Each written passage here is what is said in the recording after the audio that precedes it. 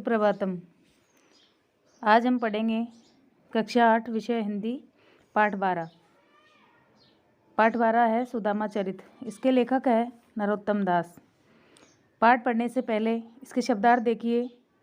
पगा, पगड़ी, झंगा, ढीला कुर्ता, आई है, लटी, लटकना, दुपट्टी, अंगोछा, उपानह, जूता, द्विज, ब्राह्मण, चकिसो, आश्चर्यचकित रहना, वसुधा, पृथ्वी, विवाइन, पाँव की एड़ी का फटना, अभिरामा, सुंदर, जोए, ढूंढना, परात, थाली, पाचिली, पिछला, पुलकनी, खुशी या उमंग, पटवनी, भेजना, विलो की वे, देखना, मझायो, बीच में, सुहावत, सुंदर लगना, पनही, जूता, महावत, हाथीवान, जुरत, जुटना।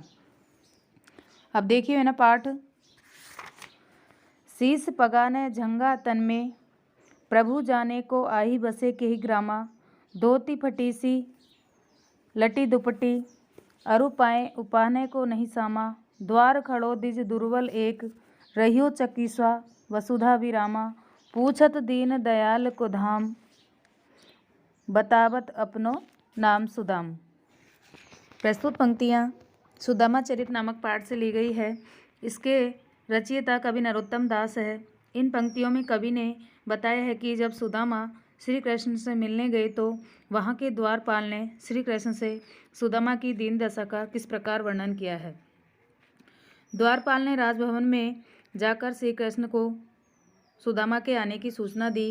उसने कहा कि हे स्वामी, द्वार पर एक ऐसा व्यक्ति खड़ा है जिसके सिर पर न पगड़ी है और न शरीर पर कुर्ता है। न जाने वह कौन है और किस गांव से आया है। धोती फटी सी, लटी दुपट्टी, उसकी धोती भी फटी सी है, जो धोती उसने पहन रखी है, और जो दुपट्टा पड़ा है वो भी फटा सा है। अरु पाए उपाहनय को नहीं सामा, और पैरों में उसने जूतियाँ भी नहीं पहन रखी है। द्वार खड़ो दिज दुर्बल एक, रहियो चकीसा, वसुधा विरामा। और द्वार पर एक ऐसा गरीब ब्राह्मण खड़ा है जो द्वारका के भवन को देखकर चकित हो रहा है। पूछत दीन दयाल को धाम, बतावत अपनो नाम सुदामा। वह आपका पता पूछ रहा है और अपना नाम सुदामा बता रहा है।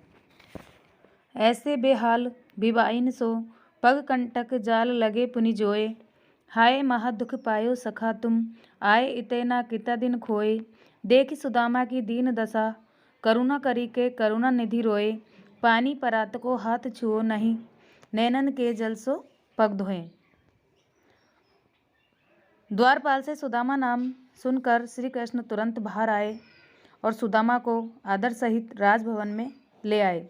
जब उन्होंने सुदामा के पैर धोने चाहे तो उनकी एड़िया में फटी विवाइन को और तलवों में चुभे कांटों को देखा। वह सुदामा से कहने लगे, हे मित्र, तुमने तो महान कष्ट सहते हुए जीवन बिताया है। तुम मेरे पास क्यों नहीं आए? इतने दिन तुमने कहाँ बिता दिए? मित्र सुदामा की दीन दशा देखकर श्री कृष्ण को उन पर बड़ी दया आई और परम दयावान श्री कृष्ण रोने लगे। उन्होंने सुदामा के चरण धोने के लिए परात में जो जल मंगवाया था उसे छुआ तक नहीं। उनके आंसुओं से ही सुदामा के पैर धुल गए। भगवान श्री कृष्ण इतने रोए। कछु भाभी हमको दियो, सो तुम काहे न देत, चापी पोटरी कांख में रहे, कहो केई हेतु। जब सुदामा जी श्री कृष्ण के महल में आए तो उनके महल को देखकर आश्चर्यचकित रह गए और अपनी गरीबी को छुपाने लगे। उनकी पत्नी ने भगवान श्री कृष्ण के लिए कुछ भेंट स्वरूप चावल भिजवाए थे, तो उनको लगा ये चावल कैसे मैं भेंट करूं। लेकिन भगवान को पता चल जाता है और भगवान श्री कृष्ण मजाक करते हुए उनसे पूछते हैं कि हमारी भाभी ने हमारे लिए कुछ भेंट स्वरूप कुछ भेजा है, तो आप उसे छुपा क्यों रहे हो? मुझे क्यों नहीं बता देते? क्या कारण है नहीं बताने का? ऐसा भगवान श्री कृष्ण उनसे पूछते हैं। आगे चना गुरु मातो दये ते, लये तुम चाबी हमें नहीं दीने।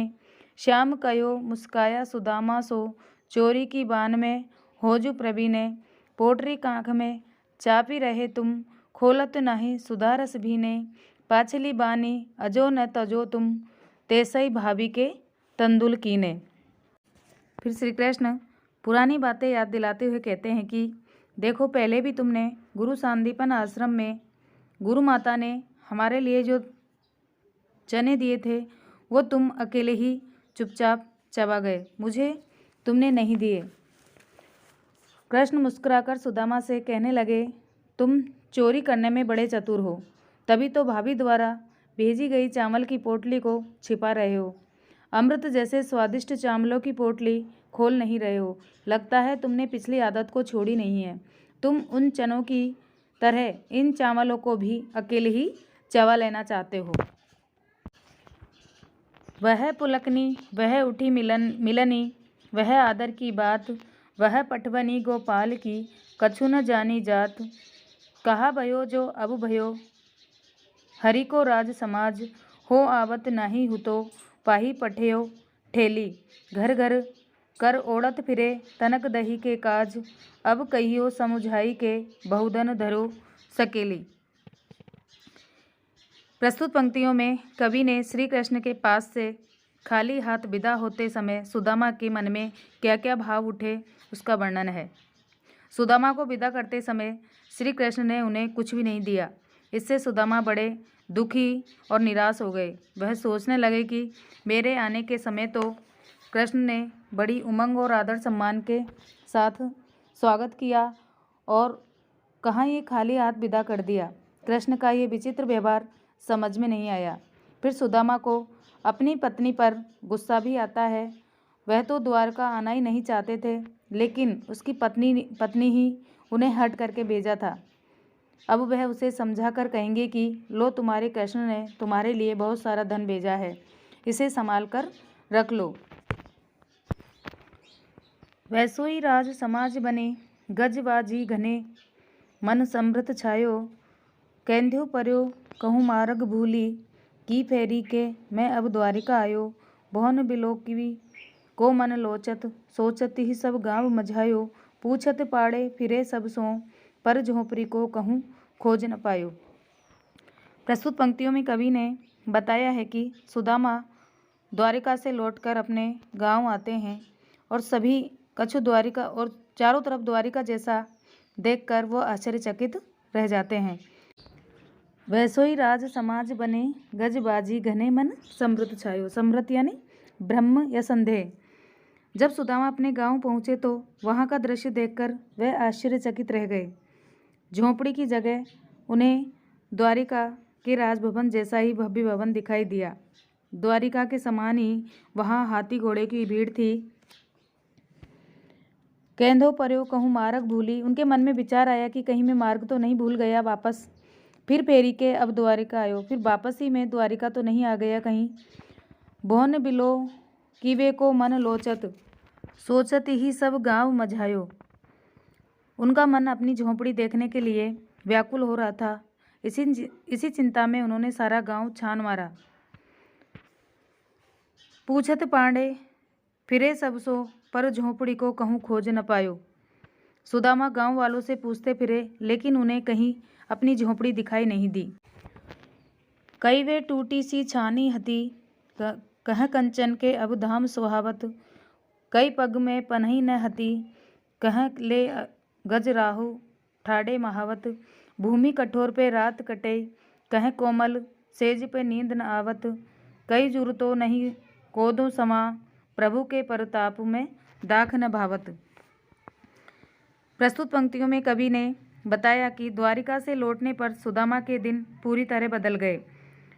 अब वह काफ़ी संपन्न हो गए थे, गरीबी बिल्कुल दूर हो गई। यह श्री कृष्ण की कृपा का ही परिणाम था। श्री कृष्ण की कृपा होने से अब सुदामा के राशि ठाट-बाट हो गए। कहाँ तो उन्हें टूटी सी झोंपड़ी में रहना पड़ता था और कहाँ अब वे सोने के बने महलों में निवास करते हैं। कई पग में पनही न हती, कह ले गजराजहु ठाड़े महावत।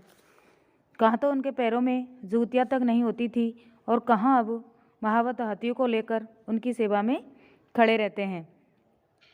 भूमि कठोर पे रात कटे, कहें कोमल सेज पे नींद न आवत।